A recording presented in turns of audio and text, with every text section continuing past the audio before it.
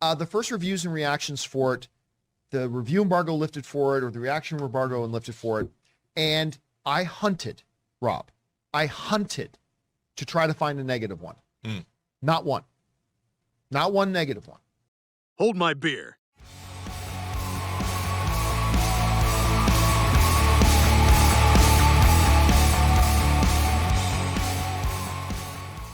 Warning. The following program is rated retarded. What you are about to watch contains scenes of non-coherent language with bland and boring themes, which may lead to the loss of brain cells, uncontrollable diarrhea from both the anus and the mouth, and an overall loss of willingness to live. Viewer discretion is strongly advised.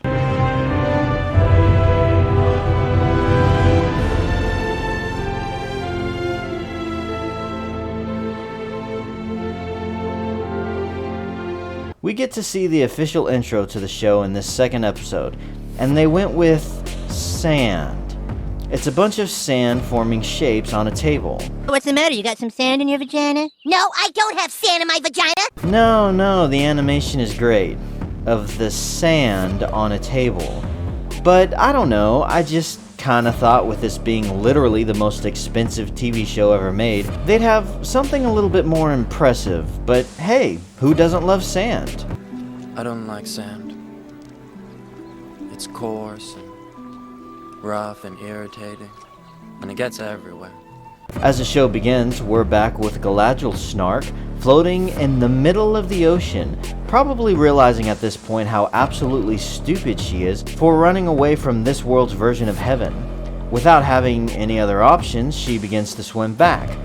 From the middle of the ocean. You go, girl. We then cut back to female Frodo standing in the fire pit where the hobo from the last episode landed. Female Sam shows up and accidentally pushes her into the flames. Unfortunately, the fire's not hot, so she doesn't get burned. So she thinks it's a bright idea to just go over to him and poke him. The hobo grabs her and we finally get some good acting.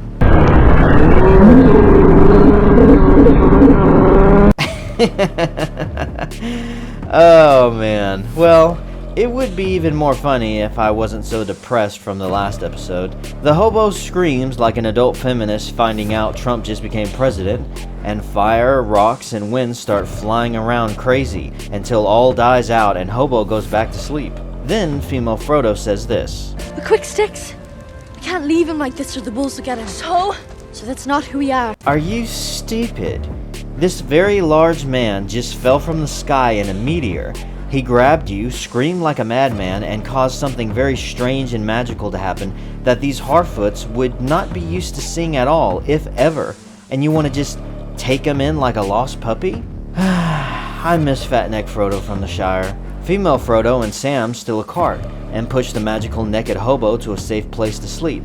And female Frodo says, This isn't some adventure, Nori. What's that supposed to mean? I didn't go looking for this. What? You literally went out to find where the comet landed. You poked him while he was sleeping, and bringing him somewhere safe was all your idea. You absolutely went looking for this. Just another example of bad dialogue not matching up with the character's actions. Also, I'm really getting sick of this starry-eyed look on female Frodo's face.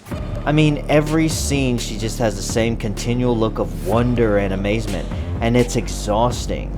That's why the screaming face she made was so funny, because it was finally something different. I still pray every night for that wolf to show back up and start eating these horrible creatures.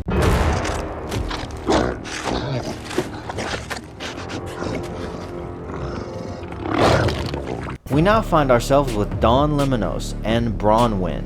Remember how in last episode I referred to her as hot stuff?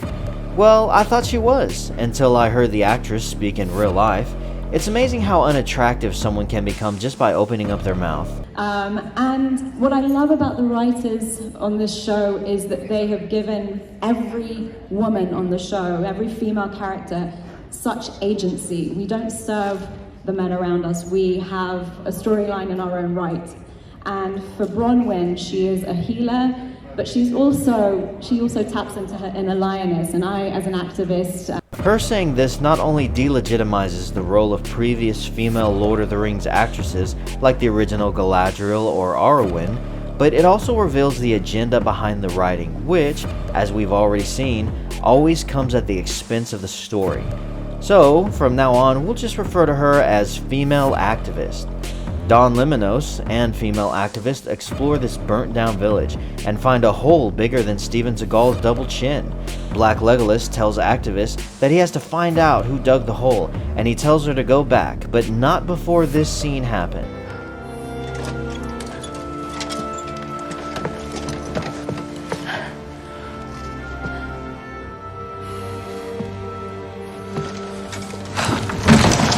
What the hell was that? He grabbed her, pulls her back like he was about to kiss her or tell her how much she means to him, but he just stares at her. I'm not feeling anything except the physical attraction between these two. No love, no romance, nothing. Maybe it's because his acting is flatter than Galadriel's chest. I mean, this guy's like a robot. You know who he reminds me of? Tuvok from Voyager. Being a Vulcan and all, his lack of emotions made sense, and he was still an interesting character. By the way, I don't remember anyone making a big deal that Tuvok was cast as a black guy, claiming it helped diversify the show. You know, back when people didn't pay that much attention to skin color or gender and just created good stories with interesting characters. Back before we digressed into tribalism, where people are defined by nothing but their exterior traits that they have no control over. People who just go out of their way to disrespect and dismiss the boundaries that Black creators have set. And now you're one of those people. So, I guess my question would be, why?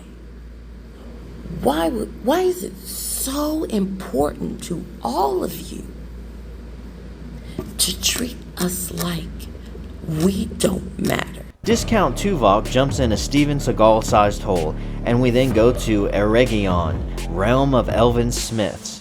Elrond speaks with his grandma about building a new forge, and Elrond suggests that they go to the dwarves for help. After a few green screens later, we find the two of them walking up to the doors of Khazad-dûm. It shows on the map that this isn't exactly a stone's throw away, and yet they just casually stroll up on foot. No carriage, no horses, wearing exactly the same things they were wearing at Eregion. And Celebrimbor was wearing the same thing in Lindon. What, do they have fast travel in this game?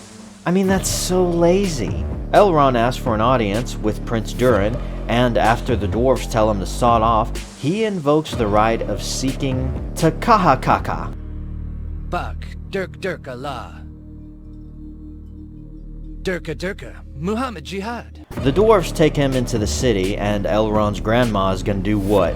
Twiddle his thumbs in the meantime? Khazad-dûm look cool. Too bad these environmental shots are literally the only thing this show has going for it. Durin shows up, and him and Elrond start to compete in this dwarven test of endurance, which is seeing how long one of them can smash boulders before the other one is too tired to continue. If Elrond wins, he'll be granted an audience, but if he loses, he'll be banished from all the dwarven realms. I have to say that as the test started, I was actually on the verge of enjoying something in this show. Too bad for me that right as that happened, we cut away and go back to who is becoming one of the most annoying characters in this series. Female Frodo goes back to the hobo, and being mentally unstable, he reacts like this.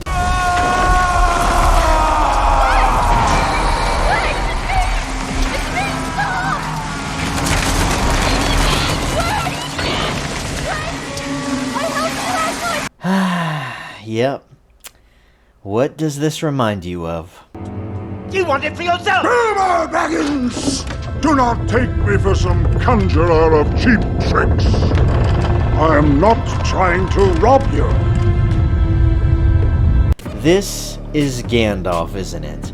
He screams and conjures dark shadows, and later on we're going to see him speaking to insects as well. This is Gandalf, and I'm assuming they're going to play this up as the reason he likes hobbits. Great. She feeds him snails, and back in San Diego, her dad ends up breaking his foot. And we're done with the Harfoots and jump back to Galadriel snarking. She's still swimming, in the middle of the ocean, by the way, and as luck would have it, she comes across a raft full of people. In the middle of the ocean, if I haven't mentioned that already. Diverse Female wants to help her, but all the mean white men don't want her to come on board. Diverse Female pushes them all aside and helps her up, where they explain to her that Justin Trudeau attacked their ship and stranded them at sea. And this guy says this line. Looks can be deceiving. Hey, Sauron, not Sauron, nice to meet you. Unfortunately for them, Justin Trudeau shows back up.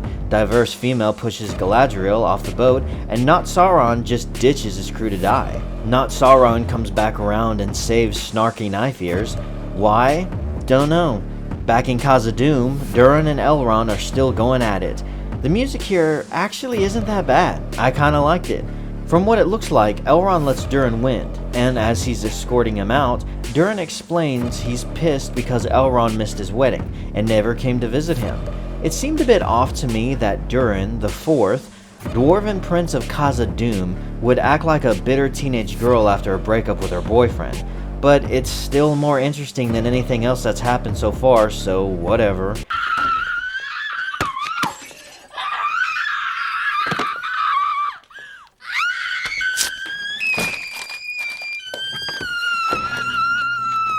Durin ends up taking Elrond to meet his family, and we're introduced to Disa. Disa nuts! Disa's not nearly annoying as her real-life counterpart, but she's not really in the episode long.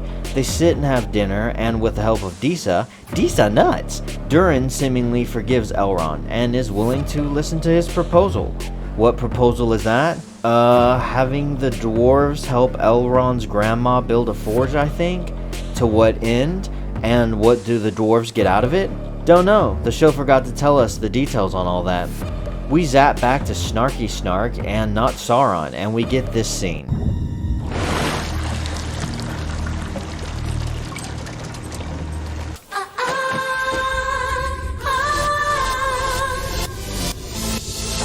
Oui.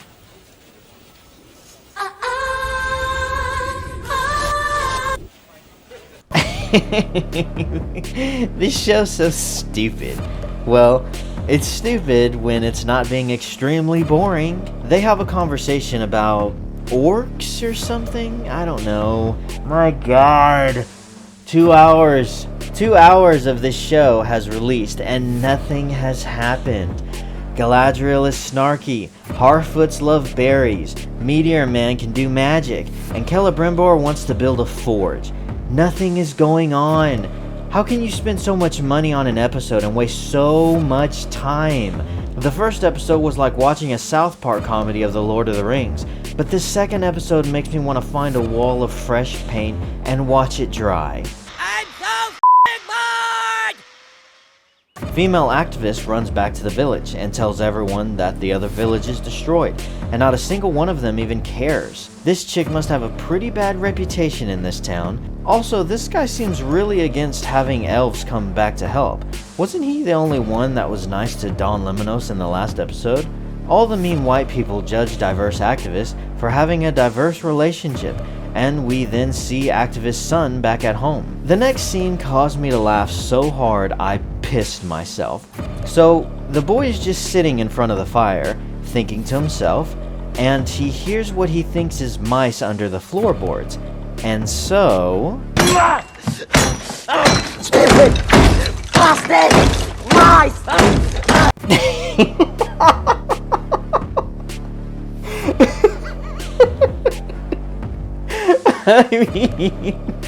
I mean, damn, this kid hates mice. I mean, I understand, you know, you're living in a poor area, so there's a lot of mice around, but dang, this kid just lost it. You know, I think the truth is that they just wanted this stupid scene so that they could show off this jump scare, and they couldn't think of a smarter way to do it. How about, I don't know, just having a hole in the wood to begin with? I mean, the house looks pretty old and weathered, so it wouldn't really be out of place to see that. Discount Tuvok is still exploring the tunnels until he sees a few creatures start to approach him. I understand that elves aren't really at their strongest when they're underground, but he just runs away in fear.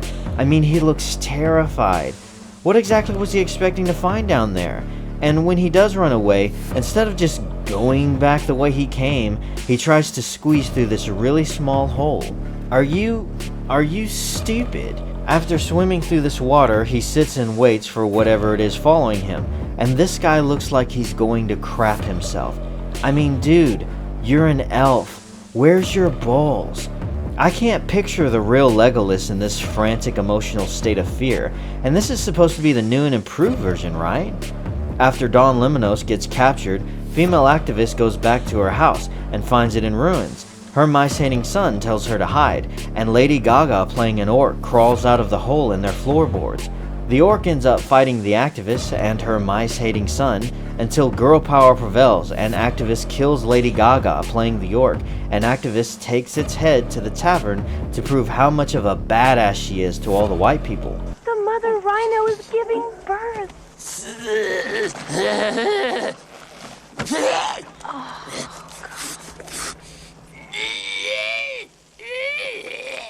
Back in the middle of the ocean, Snarky McSnark and Not Sauron try to survive a storm. Galadriel gets knocked off the raft and Not Sauron jumps in after her. Why? Don't know. We find ourselves back again with these annoying Harfoots, and my hopes of that wolf showing up in this episode to kill them all have all but gone at this point. Not Gandalf takes the fireflies from female Sam's lantern, speaks to them the way the real Gandalf would, and then sets them in the sky to form a constellation, and female Frodo says, I've never seen those stars before, but I have a pretty good idea where I can find them. The only thing I can think of is she's going to use Diversity Cast Harfoot's book, but who knows. Durin talks with his father and shows the audience that they have a mystery box. Boy who hates mice activates Dark Sword. Not Sauron and Galadriel get saved by someone, and all of that happens within like 2 minutes and the episode finally comes to an end. I swear this show is the very essence of content without substance. We switch from scene to scene to scene and character to character, and still nothing feels like it matters. The people are bland and boring, the dialogue doesn't match up with what the actors are doing, they're constantly showing events in different places without any real sense of time. Everything about this show just sucks. I mean, it just sucks. Well, hopefully episode 3 won't be as bad as these first two, but I guess we'll just have to wait and see. Anyways, guys, that's all the patience I have for this one. So thanks so much for watching, and have a great freaking day.